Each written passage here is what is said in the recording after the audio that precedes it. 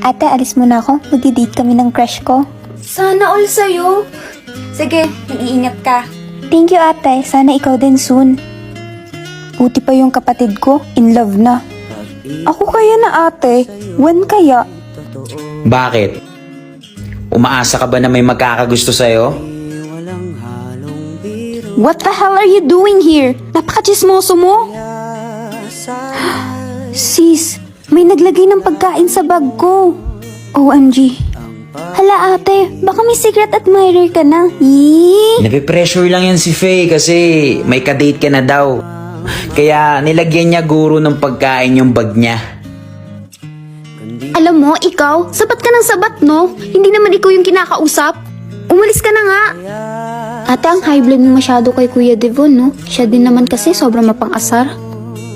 Ewan ko ba dun? Di ko naman inaano yun. What if kaya siguro hindi mo mahanap yung true love mo, ate? Kasi si Kuya Devon yung true love mo. Yuck! Meron na namang pagkain. Kanino ba galing to? Hoy, Devon, gumising ka na nga. May sasagutan pa tayong activity. Ano ba yan? Natutulog yung tao eh. Wala ka talagang kwenta. Walang ibang mamahalin kundi ikaw lamang giliw. Kaya sana'y paniwalaan mo ang pag-ibig kong ito. Oh, baka may love ka sa boses ko ah. Kapal mo. Kahit pang international pa yung boses mo, wala akong pake. Sa aking buhay ay walang kapantay. OMG ate, ba't nakangiti ka? In love ka na no?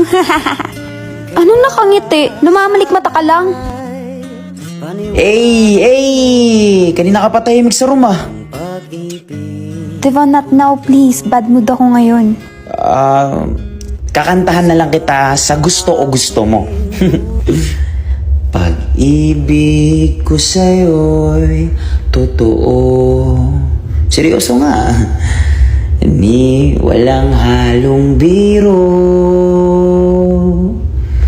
Kaya sana'y paniwalaan mo ang pag-ibig kong ito.